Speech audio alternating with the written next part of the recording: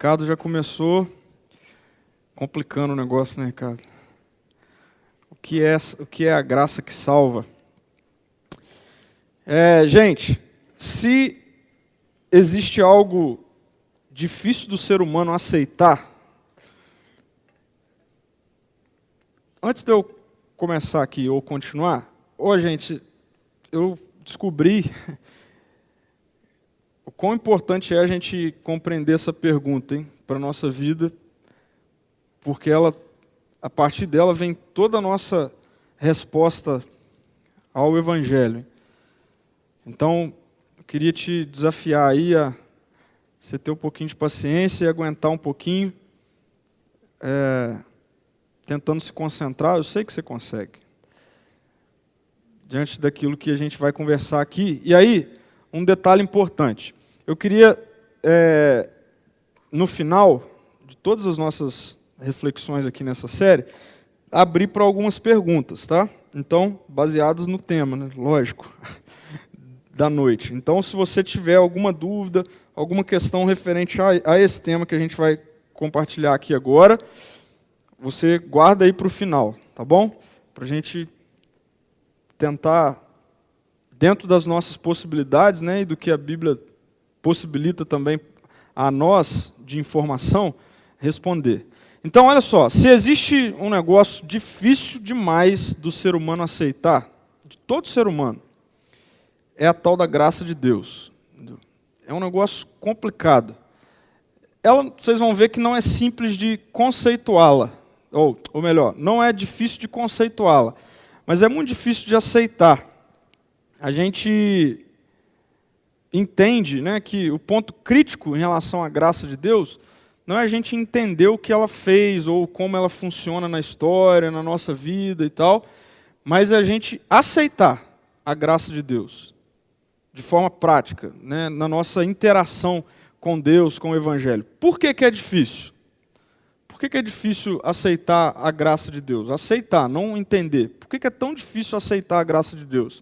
Eu fiquei pensando nisso e olhando para a minha vida, e eu descobri que eu acho assim, que o que é mais difícil de aceitar a graça de Deus é o fato de que todos nós somos naturalmente, desde pequeno, nas nossas interações sociais, nós somos naturalmente acostumados a lidar com as circunstâncias da nossa vida com base no merecimento, né? Então, eu vejo, né, eu me pego várias vezes com a Liz, por exemplo, agindo com ela assim: filho, se você fizer isso aí, eu não vou fazer isso aqui, tal coisa. Ou o contrário, né? Filho, se você não fizer isso aí, o papai vai te dar tal coisa. E eu descobri que isso funciona assim ao longo da nossa vida, né? Nos nossos relacionamentos, na maioria das vezes, a nossa interação é uma interação com base no merecimento. Nós somos acostumados, né, a lidar com as áreas das nossas vidas com base no merecimento. É assim com relação ao Natal, por exemplo, né, lógico, no entendimento raso, equivocado, tá? Pensa aí no Papai Noel, tá? Nesse entendimento aí, como que é a relação? Com base no merecimento, né? Você foi uma boa pessoa durante o ano, aí você vai ganhar um presente no final do ano. Mas, tirando também essas questões lendárias, como que funciona para você entrar na faculdade? Você precisa merecer, você precisa ir bem no vestibular, né? Teve Enem hoje. Para entrar na faculdade tem que ir bem no Enem, não tem escapatória. É merecimento. Como que alguém é promovido no trabalho? Dificilmente o chefe acorda de bom humor, né? Nossa, hoje eu vou chegar lá, vou dar uma promoção para a Nayara. Ela não é muito legal não, mas mesmo assim eu vou fazer isso. É difícil esse negócio acontecer. Uma promoção no trabalho também acontece tendo como base o merecimento. E é assim as nossas interações, né, com a vida, a nossa dinâmica de vida. Tudo vem a partir do nosso esforço. Né? Tudo vem a partir do nosso esforço. E a gente acostumou com isso. A gente acostumou com essa questão. Isso também não é assim só nessas questões de lenda ou trabalho, né, ou faculdade. Isso é também assim nos relacionamentos, não é verdade? Então, o Ricardo dificilmente vai dar uma flor para a Ana Maula quando ele estiver muito bravo com ela. Dificilmente. Tinha que dar aí que tem que dar, mas é dificilmente. Você vai ver que o negócio é assim, né? Quando está tudo bem, aí é legal eu ir lá e preparar um café da manhã para a Marina, entregar para ela na cama. Agora, quando eu estou bravo com ela, esse negócio nem passa na minha cabeça. Estou errado, mas é assim que acontece no dia a dia. A gente lida também com os relacionamentos com base no merecimento. Se eu estou bravo com alguém, se alguém me magoou, qual vai ser a minha reação? De ficar bravo, né? Se alguém me alegrou, minha reação vai ser de me voltar para essa pessoa com demonstrações de alegria, com base no que ela fez por mim. É ou não é assim? A maioria das vezes. É assim que funciona, né, no nosso dia a dia. Por isso, porque nós somos tão acostumados em nos relacionar com a vida, tendo como base o merecimento, o esforço, é que é extremamente difícil aceitar a graça de Deus e interagir com a graça de Deus. Porque nós somos seres, né, somos seres humanos ali, naturalmente acostumados a lidar com as circunstâncias da nossa vida com base no merecimento. Então a pergunta do Ricardo veio a partir desses versículos aí, de Efésios 2, 8 e 9, né, que diz assim: pois vocês são salvos pela graça, por meio da fé, e isso não vem de vocês, é dom de Deus, não por obras, para que ninguém se glorie. Aí a pergunta é, o que é essa graça que salva? Né? O que é essa graça que salva? Então, eu queria ler todo o capítulo 2 de Efésios. O Ricardo quis fazer uma pegadinha comigo, mas para responder essa pergunta a gente tem que voltar. Então, olha aí, capítulo 2 de Efésios, do 1 ao 9, diz assim, presta atenção, gente, o texto é altamente explicativo. Vocês estavam mortos em suas transgressões e pecados, nos quais costumavam viver, quando seguiam a presente ordem deste mundo e o príncipe do ar, do poder do ar, o espírito que agora está atuando nos que vivem na desobediência. Anteriormente, todos nós também vivíamos entre eles, satisfazendo as vontades da nossa carne, seguindo seus desejos e pensamentos. Como os outros, éramos por natureza merecedores da ira. Todavia, Deus, que é rico em misericórdia, pelo grande amor com que nos amou, deu-nos vida juntamente com Cristo, quando ainda estávamos mortos em transgressões. Pela graça, vocês são salvos. Deus nos ressuscitou com Cristo e com Ele nos fez assentar nos lugares celestiais em Cristo Jesus, para mostrar, nas eras que hão de vir, a incomparável riqueza de sua graça, demonstrada em sua bondade para conosco em Cristo Jesus. Pois vocês são salvos pela graça, por meio da fé. Isso não vem de vocês, é dom de Deus, não por obras, para que ninguém se glorie. Para que ninguém se glorie. Então, é importante ler todos esses versículos, pois nós só entendemos, e mais do que entendemos, nós aceitamos, ou nós precisamos aceitar a graça, a partir da compreensão exata. E aí, presta atenção nesse ponto aqui, gente. Para a gente entender a graça e aceitar a graça, nós precisamos ter a compreensão muito clara, nítida, de quem nós éramos / somos. Para a gente aceitar a graça de Deus, a gente precisa compreender, a gente precisa fazer uma leitura realística de quem nós éramos / somos, de quem a humanidade é diante de Deus. Diante de Deus. Tá bom? Então, para entender e aceitar a graça, a gente precisa entender que o ser humano, a condição da humanidade é uma condição desesperadora sem Deus. Esse aqui tem que ser um ponto muito bem compreendido por nós. Tá? Já que é uma pergunta de cunho muito teológico, aí, mas altamente prático, então a gente precisa entender alguns conceitos. A gente só entende a graça de Deus e aceita a graça de Deus se nós entendermos quem nós somos. Quem nós somos diante de Deus. Quem é a humanidade diante de Deus. E a gente precisa entender que a humanidade, todo ser humano, tá, gente? Aí aqui é uma questão assim, universal. Todo ser humano, sem Deus, é um ser altamente acabado, sem saída. Ah, mas isso aí não é um negócio só para quem acredita no Evangelho, da religião evangélica? Não. Toda a humanidade, sem Deus, ela está em condição desesperadora. Desesperadora. Por quê? Aí a gente vai ter que destrinchar aqui a perspectiva da criação de Deus, de como Deus pensou a humanidade, como Deus criou a humanidade. Aqui não é novidade para a maioria de vocês que constantemente nos ouve falar a respeito disso, pontuar de forma muito clara, muito simples, que tudo que a gente vive hoje e enxerga ao nosso redor, e diretamente muitas coisas nos afetam, numa perspectiva ruim, mal, triste, não estava no início dentro do planejamento de Deus ou dentro da criação de Deus para todo mundo, tá? Para sua criação na perspectiva de natureza e tudo mais, e também para toda a humanidade, todo ser humano. Deus não criou o ser humano para viver num mundo caído, num mundo mau, num mundo desesperado, num mundo ruim. Não, pelo contrário. Deus criou a humanidade e todas as coisas para viverem em plena comunhão com Ele. E desfrutar, não só viver em plena comunhão com Ele, mas desfrutar disso.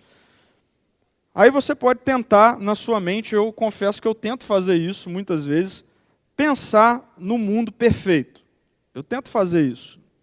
Nos meus momentos de devocional, meus momentos de intimidade com Deus, eu tento fazer isso. Pensar no mundo perfeito.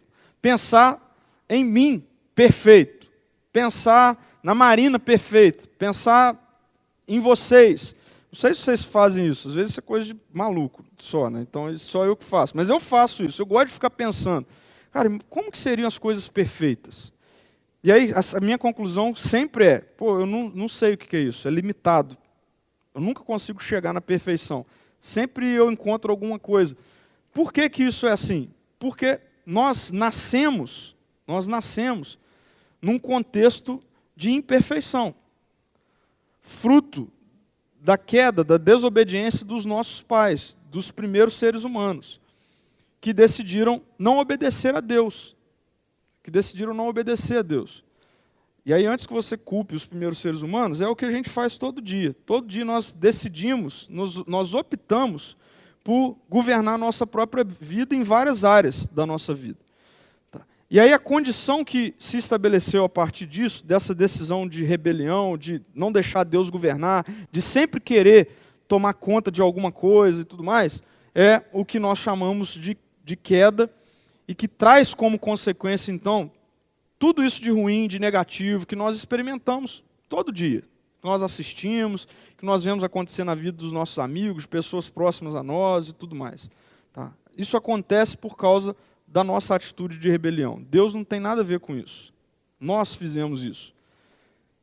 E o pior é que isso deveria ser potencializado se não fosse a graça de Deus. Se não fosse a misericórdia de Deus, de um dia entrar na nossa história em Jesus. Tá? Mas o que a gente precisa entender? Que sem esse movimento vindo de Deus, a condição da humanidade é desesperadora. E aí esse texto aí que nós lemos, mostra algumas características de uma humanidade, de um ser humano rebelde contra Deus. Algumas características de um ser humano rebelde contra Deus. A primeira característica é essa. A humanidade rebelada, sem Deus, ela está morta. Morta. E aí o texto diz lá, né? Mortos em suas transgressões e pecados. questões importantes acerca dessas características aqui, ou dessa característica, uma humanidade morta. Uma humanidade morta, presta atenção, não quer dizer que a pessoa que está morta em seus pecados, ok? Isso aqui é uma condição espiritual, tá bom? Uma pessoa que está morta em seus pecados não possa fazer coisas boas. Esse é um ponto que muitas vezes a gente se engana, tá? Uma pessoa morta em suas transgressões e pecados, ela pode fazer coisas boas. Ela pode fazer coisas boas. Uma pessoa que não se entregou ao Evangelho, que não tomou a decisão de se submeter ao governo de Jesus, pode levar uma vida moralmente aprovada. Pode ser uma pessoa, um bom marido, uma boa esposa, um bom filho, um bom cidadão, um bom profissional, honesto. A vida moral de uma pessoa pode estar legal e mesmo assim ela está morta. Então, isso tem que ficar claro para nós. Então, de que morte que a Bíblia está se referindo aqui? A Bíblia está se referindo a essa morte espiritual que se refere a ir além de uma boa conduta de vida. Se refere a ir além de ser moralmente legal, sem problema, ok? Mas tem a ver com a condição de se satisfazer em Deus e não em seu merecimento. Porque o que na maioria das vezes a gente encontra? Eu já ouvi algumas pessoas falar assim, nossa, é muito difícil falar de Jesus para fulano. Aí a gente pergunta, por que é difícil? Porque a pessoa é tão boa. Pô, a vida da pessoa é tão certinha, tal. Ele faz bem para as pessoas, ela não, vive, está tudo bem. Então, assim, como falar de Jesus para as pessoas? Por que a gente faz isso? Porque a gente muitas vezes faz essa relação de que Jesus, ele só vai fazer sentido para alguém que tem uma conduta de vida má. Para alguém que tem uma conduta de vida boa, Jesus não faz muito sentido. A gente vai falar o que para essa pessoa? Então, porque essa morte aqui tem a ver com alguém que mesmo tendo uma boa conduta de vida, não faz isso para satisfazer a Deus, mas faz isso para se autossatisfazer, para a autoimagem. A gente tem uma religião, dentre muitas, que é o Espiritismo, que uma marca muito forte da pessoa que é da religião espírita é que a pessoa faz de tudo para ser boa. Pratica boas ações, se envolve em projetos sociais e tudo mais, tal. Beleza. Qual é o conceito? Por que as pessoas fazem isso? As pessoas fazem isso porque dentro da religião espírita acredita-se que o ser humano tem condição de, através das suas boas ações, se purificar. Eles acreditam que o ser humano é um ser impuro, mas que ele é capaz de, pelas suas próprias ações, se purificar. É muito difícil fazer isso numa vida só, então por isso que volta e reencarna, tal, vai fazendo assim, até um dia se purificar. Entendeu? Mas, veja, joga essa responsabilidade sobre a própria pessoa. A conclusão é, está morta, nunca vai conseguir. Nunca vai conseguir. Okay? E aí, eu preciso conceituar aqui duas questões, porque o texto fala que nós estamos distantes de Deus, mortos em transgressões e em pecados. A palavra grega aqui para transgressão quer dizer desviar do caminho certo e conhecido. Desviar do caminho certo e conhecido. É como se fosse mais ou menos assim. A gente conhece o caminho para vir aqui para a igreja. A gente conhece o caminho. Sabe qual é o caminho. Mas aí a gente chega lá embaixo, antes de subir, a gente decide virar à direita. E ir à direita e falar assim, não, mas esse aqui é o caminho certo para a igreja. Loucura, não é? É isso mesmo, o sentido da palavra. Já a palavra que se refere a pecado quer dizer ficar aquém de um padrão. Ficar aquém de um padrão. É não chegar a ser o que deveria ou poderia ser. Então, olha a complexidade do negócio. Olha só qual é, de fato, a condição humana. O ser humano, distante de Deus, está morto porque ele é indesculpável por não se relacionar e conhecer a Deus. Ele é indesculpável. Por quê? Porque Deus criou o ser humano para viver de forma perfeita. E foi o ser humano que se desviou disso.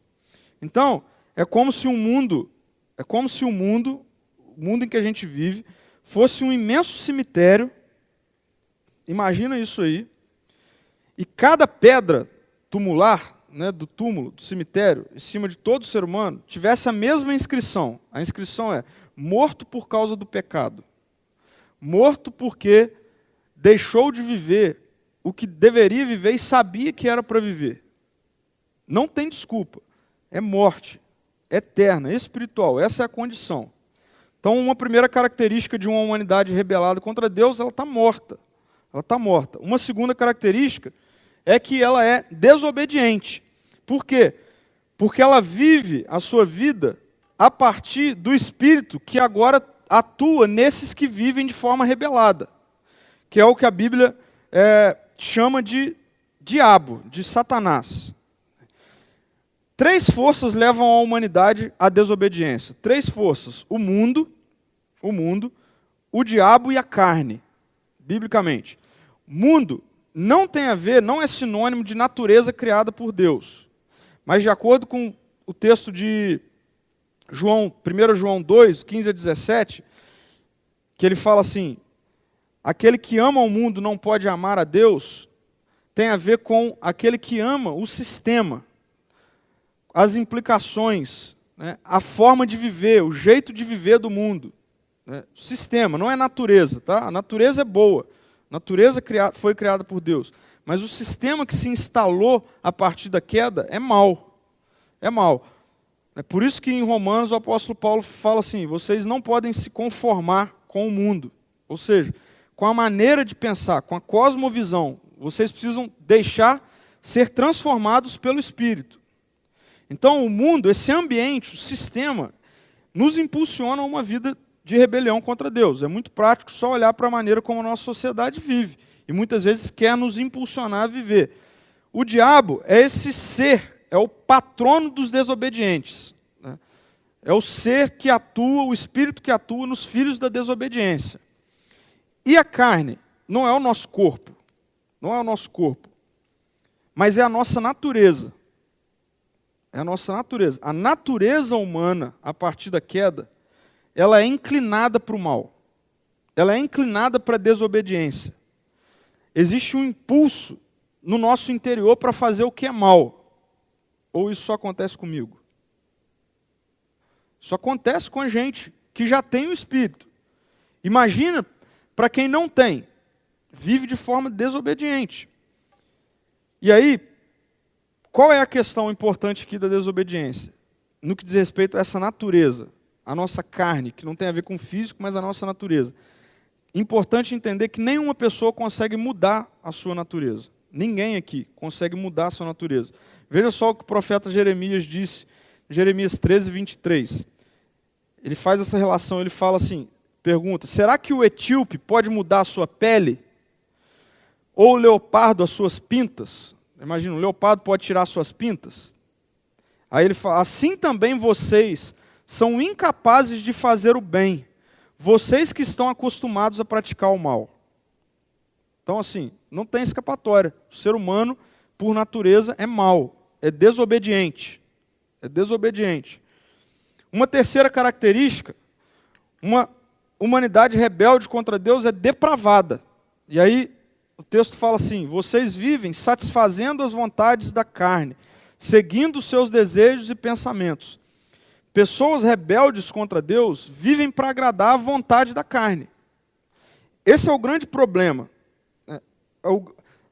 Talvez o maior causador do mal, da confusão, seja esse ponto aqui. Por quê? Uma vez que eu vivo para satisfazer minha carne, isso tem que acontecer independente das reações que eu vou ter para que isso aconteça. Independente se eu vou magoar alguém, independente se eu vou fazer o mal para alguém, independente se eu vou ser desonesto, tudo mais, eu preciso satisfazer o meu desejo, a minha carne. Eu sou depravado. Né? Um teólogo, né, conhecido aí no protestantismo, chamado João Calvino, um dos pontos lá que ele tem para entender, né, a teologia, a maneira de Deus lidar com a humanidade e tudo mais, é um ponto chamado a depravação total da humanidade.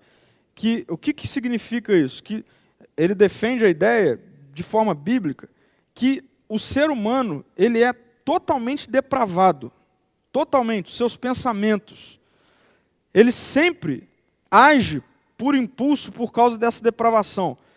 Tanto a sua razão quanto a sua emoção está contaminado, totalmente contaminado pela depravação.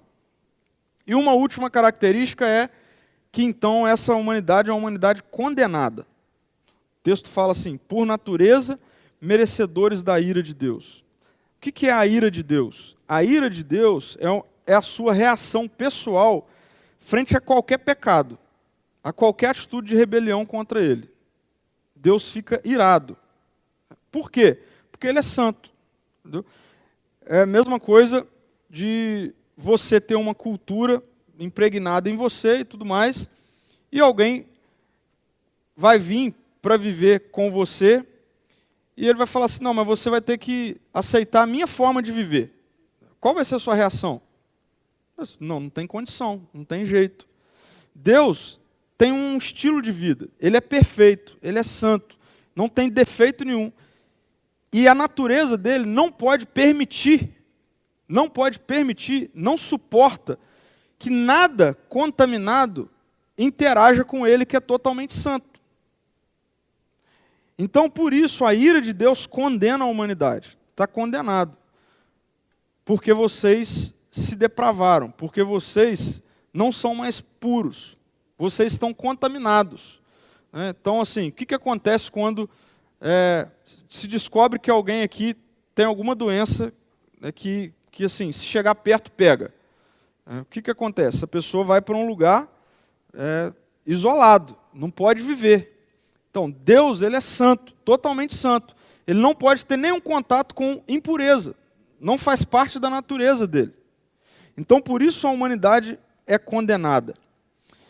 Então, resumindo esses 4 pontos aqui, qual é a conclusão que a gente chega? E é uma palavra conhecida, que a gente usa ela cotidianamente. Desgraça. Nós somos desgraçados. Desgraçados. Não tem condição de a gente chegar perto de Deus. Nós estamos mortos em nossas transgressões e pecados. Nós somos desobedientes, nós somos depravados e por isso nós estamos condenados. Essa é a natureza humana sem Deus. É isso aqui, gente. É isso aqui que está acontecendo com a natureza humana sem Deus. Ah, mas eu consigo, sem Deus, não ser isso aí. Não consegue, não. Só você esperar um pouquinho de tempo que você vai ver. A eternidade longe de Deus. Né? No que a Bíblia chama de inferno, que é um lugar real. Okay? Essa é a condição, desgraçado. Agora, o que faz essas 4 características sair dessa condição de desgraça para uma condição de agraciado? O que faz? O texto, é só você ler aí, se você tiver com a sua Bíblia, ele utiliza algumas realidades, né? Sempre mostrando uma perspectiva passada. Ele fala assim, ó, vocês estavam mortos, vocês eram desobedientes, quando vocês costumavam a viver assim, anteriormente vocês eram depravados, e Deus deu vida, então deixou de ser condenado. Deixou de ser condenado. O que faz a chave virar de uma característica desgraçada, de uma característica desesperadora, para agora uma característica que tem vida? O que muda tudo isso aqui?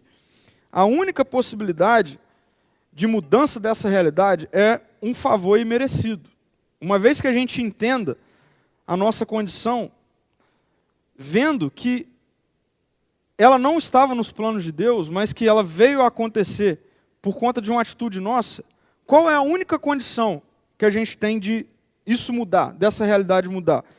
alguém vir e fazer um favor imerecido, né?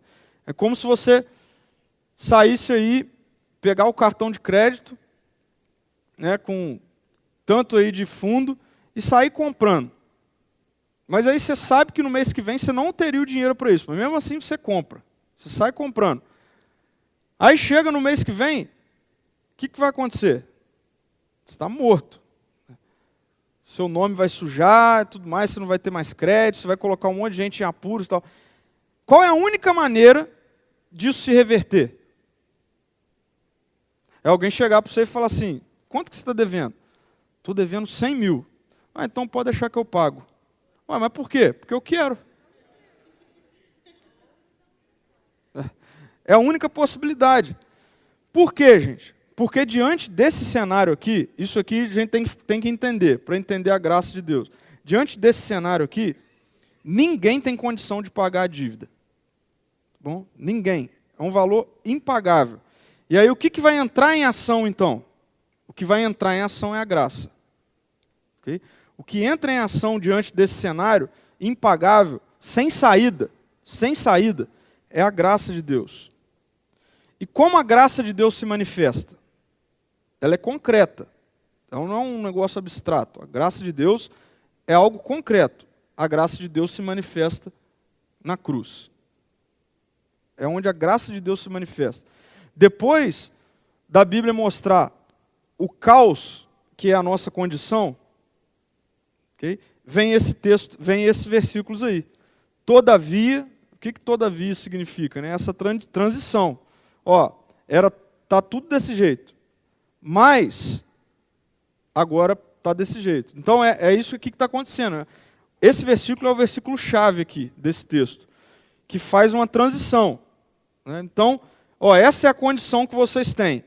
Ferrou, velho. Não tem saída. Ninguém pode pagar. Todavia, mas a história muda. Aí vem. Deus, que é rico em misericórdia, pelo grande amor com que nos amou, deu-nos vida juntamente com Cristo. Lembra? Quando ainda estávamos mortos, de novo ele repete, em transgressões. Pela graça vocês são salvos. Deus nos ressuscitou com Cristo, que ele nos fez assentar nos lugares celestiais. Então esse é o ponto de transição. Todavia, vocês estavam mortos. Todavia, vocês são desobedientes. Todavia, vocês são depravados. Todavia, vocês estão condenados. Todavia, existe uma saída. Existe uma saída. Mas é importante a gente entender isso de maneira correta. Tá? Para a gente não interagir com isso, de novo, da forma como a gente interage com todas as áreas da nossa vida. Qual é a única saída?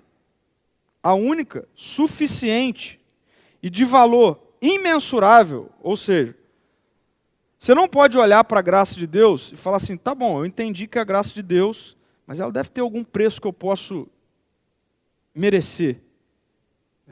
Ou, tudo bem, eu entendi que é a graça de Deus, que veio em Jesus e tudo mais, mas deve ter alguma coisinha a mais que eu preciso fazer. Então, é importante você entender, eu entender, que essa saída, o todavia aí, que é essa saída, ela é única, suficiente e de valor imensurável. Nunca a gente vai conseguir pagar a graça de Deus. Okay? Nunca. Única, suficiente e imensurável. Quem é a saída? Jesus. Jesus Cristo é a saída. Então, o que Jesus é? A manifestação da graça de Deus. A materialização da graça de Deus é a cruz. A manifestação da graça de Deus é Jesus. E a morte dele, aí é importante isso ser compreendido. Por que Jesus precisava morrer? Porque é nesse momento que a graça de Deus, ela se torna específica. Ela entra na história como na figura que desse todavia. Ela passa a ser, de fato, concreta. De fato foi pago. Não adianta é só você ter o dinheiro na carteira, não é verdade? Você está devendo a loja, não adianta você ter o dinheiro na carteira. Você vai precisar ir lá, no momento, e pagar. Não é? É isso que aconteceu. A cruz é esse momento. A graça de Deus se manifestou em Jesus entrando na história, vivendo a nossa vida de forma perfeita, mas ele precisava morrer porque era o momento do pagamento. Foi o momento em que falou assim, ó, agora, todavia, eles estão condenados, mortos, depravados, desobedientes, todavia, agora. Por isso que a linguagem que a Bíblia traz para nós é: vocês estavam mortos, todavia, Deus é rico em misericórdia, pelo grande amor com que nos amou, deu-nos vida juntamente com Cristo. Deus nos ressuscitou com Cristo. Está vendo? A linguagem do momento da cruz. Jesus morreu e ressuscitou. Por isso que a dívida foi paga. Então, Ricardo, respondendo a sua pergunta aqui, ó, o que é a graça de Deus? Essa graça que salva. Essa é uma definição que eu formulei, tá bom? Que eu entendi que, para o meu entendimento, né, para eu entender melhor a graça de Deus, essa definição faz sentido. Muitas pessoas definem a graça como um favor imerecido. Tá bom, favor imerecido. Mas só que, no meu entendimento, isso aqui me define melhor. Tá? Eu consigo visualizar isso acontecendo melhor. O que é essa graça, então, de Deus? É a manifestação concreta do amor de Deus em direção a pessoas que não estão dispostas a amá-lo. Faz sentido isso? Ou seja, é um negócio doido. É um negócio louco. Eu não faço isso aqui por ninguém. Eu não fico procurando pessoas que não estão dispostas a andar comigo, a querer. Não estou dizendo que eu não estou disposto a andar com pessoas que discordam de mim e tal. Nada a ver. Não é isso. Estou dizendo assim, tem alguém que fala, Pedro, cara, assim, fica pro seu canto, fica no meu, tá tudo certo, tá bom? Fala, tá bom. Joia, o que eu posso fazer? Né? Mas Deus fez assim, todo mundo virou as costas para ele, falou assim, Deus, fica no seu canto aí, no jardim, deixa a gente viver o mundo. E aí Deus vai atrás. Mas ele vai atrás e está todo mundo de costas para ele. Ninguém está disposto a amá-lo. Ninguém está arrependido, entendeu? Ninguém está arrependido da atitude de rebelião. E ninguém tem condição de se arrepender. Ninguém quer e ninguém tem condição de se arrepender. Então, aí faz sentido esse negócio de graça. É uma manifestação concreta do amor de Deus em direção a pessoas que não estão dispostas a amá-lo. Não estão. Não querem amá-lo. Por isso, gente, que para algumas pessoas esse negócio que é muito difícil de compreender, para mim não é nem um pouco difícil, por isso que para mim é fácil de entender que se não fosse por Deus, se não fosse uma atitude totalmente dele, eu jamais escolheria amá-lo. Jamais. Porque eu virei as costas para ele. Por isso que o texto é muito claro aqui, ó. Vocês são salvos pela graça. E isso não vem de vocês. Não vem de... Ou seja, o desejo de amar a Deus não vem de vocês. É dom de Deus. É uma característica de Deus. É algo que vem de Deus. Entendeu aqui agora?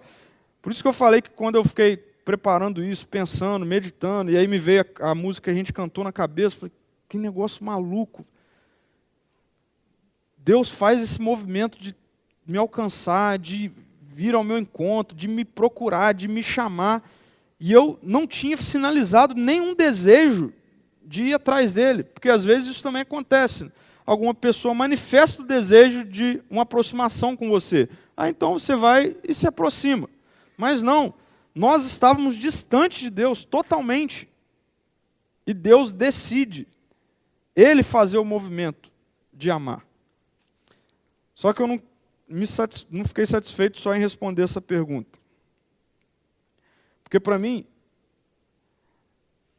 a gente precisa olhar para a relevância ou para as implicações que existem uma vez que nós temos essa informação aqui. Uma vez que eu sei que a gente está aqui hoje porque Deus fez o que Ele fez quando nós não estávamos dispostos a amá-lo, isso tem implicações. Aí sim, isso tem implicações. Então, quais são as implicações disso? É o desfecho aí do texto. Primeiro, como implicação, Deus quer expressões missionais da nossa parte. Veja só como o texto é trabalhado. Ele diz assim: Deus nos ressuscitou com Cristo e com Ele nos fez assentar nos lugares celestiais em Cristo Jesus, para mostrar nas eras que hão de vir a incomparável riqueza da sua graça. Para que Deus faz esse movimento e nos deixa aqui ainda? Nos salva em algum momento da nossa história e ainda nos deixa aqui. Porque Ele quer continuar mostrando a sua graça e Ele quer fazer isso através da gente. Então, uma resposta à graça de Deus é vidas missionais. Eu não sei se vocês viram, mas saiu um negócio ridículo. Alguns dias atrás aí, um dado que saiu, dizendo assim, no Brasil, nós somos, e o artigo assim, todo cheio de pompa ainda, acadêmico e tudo mais, no Brasil nós somos 46 milhões de evangélicos e 0,001% de missionários. Quando eu li isso, eu falei, meu Deus, o que significa isso?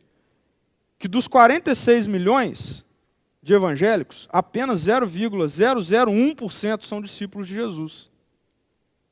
São de fato alcançados pela graça de Deus. Porque uma vez alcançados pela graça de Deus, olha o que o texto está falando. Deus te alcançou e me alcançou para mostrar através de nós a sua incomparável graça, riqueza da sua graça. Então está vendo como a implicação missional disso é altamente séria? Se eu me rendi ao Evangelho, achei essa história fantástica, maravilhosa, o Espírito trabalhou no meu coração e eu sou de Jesus. Então, nós somos de Jesus para mostrar para as pessoas quem Jesus é. Uma segunda implicação da graça são expressões de gratidão. De gratidão. Vocês são salvos pela graça e isso não vem de vocês. Isso não vem de vocês. Nós precisamos nos relacionar com Deus, isso Deus quer, em gratidão ao que Ele fez. Ao que Ele fez por nós. Mas como que isso é prático? Como que a gratidão é prática? Quando a gente deixa de viver da maneira como a gente vivia antes. Quando nós passamos agora a entender que em gratidão, Deus se satisfaz quando eu o adoro. Em gratidão, Deus se satisfaz quando eu dou do meu tempo e entendo que meu tempo, minha vida, meus recursos são para Ele. Ações práticas. Gratidão quando eu entendo que eu preciso buscar uma vida de santidade. São expressões de gratidão à graça de Deus. O apóstolo Paulo, em Romanos 6, ele pega lá uma turma que estava vivendo uma resposta à graça de forma totalmente equivocada. O que o pessoal estava fazendo? Bom, o entendimento era assim, já que a graça é esse negócio que a gente não merecia, veio para a gente e tal, e que ela nunca vai deixar de existir, porque a gente nunca ia merecer mesmo e tal, então já que é desse jeito, então vamos continuar vivendo a nossa vida do jeito que a gente quer viver, ué. Não faz sentido? Bom, não tem nada que eu possa fazer para merecer a graça. Não tem nada que eu possa fazer para pagar o que a graça fez por mim. E ela sempre vai aumentar? Então vamos continuar pecando, para ela aumentar mais ainda. Aí, Paulo vem e fala, não é assim.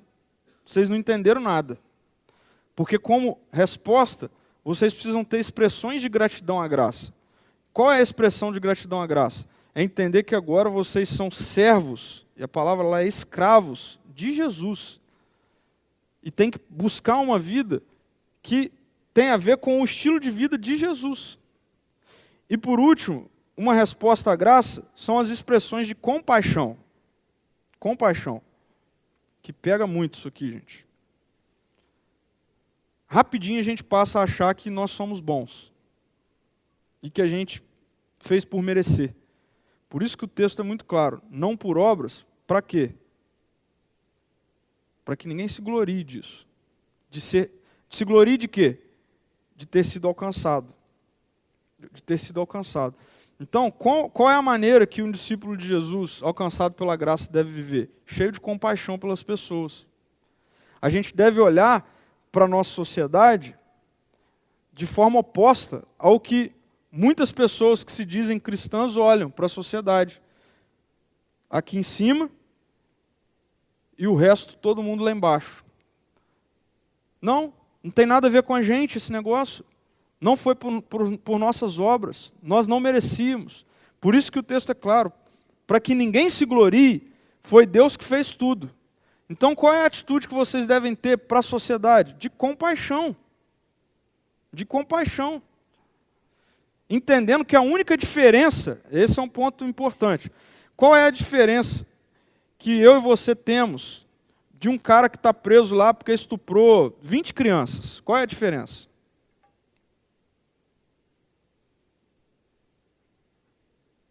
Que a graça de Deus já nos alcançou em algum momento da história.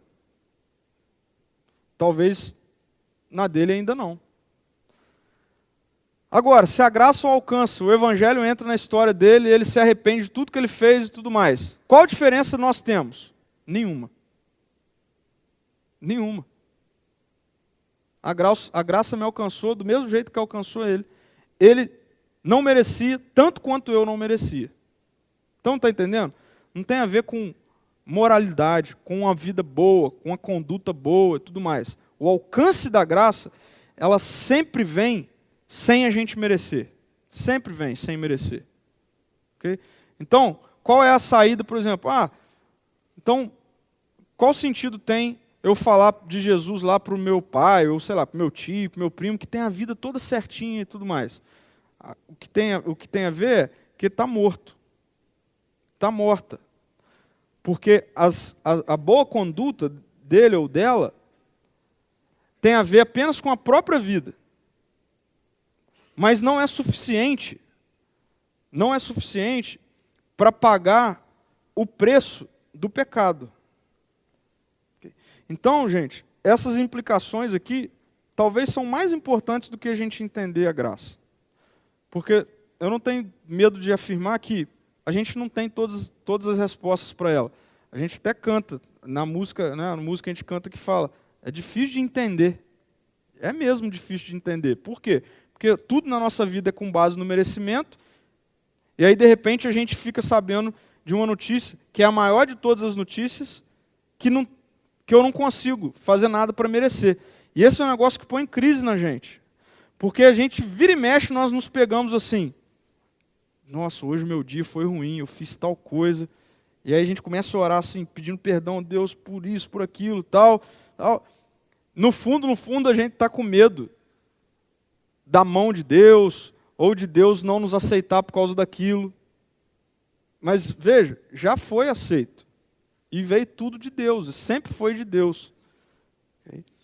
Agora, como implicação a graça, por isso que faz sentido a gente falar de implicações do Evangelho para pessoas que já se renderam à graça de Deus, ao Evangelho.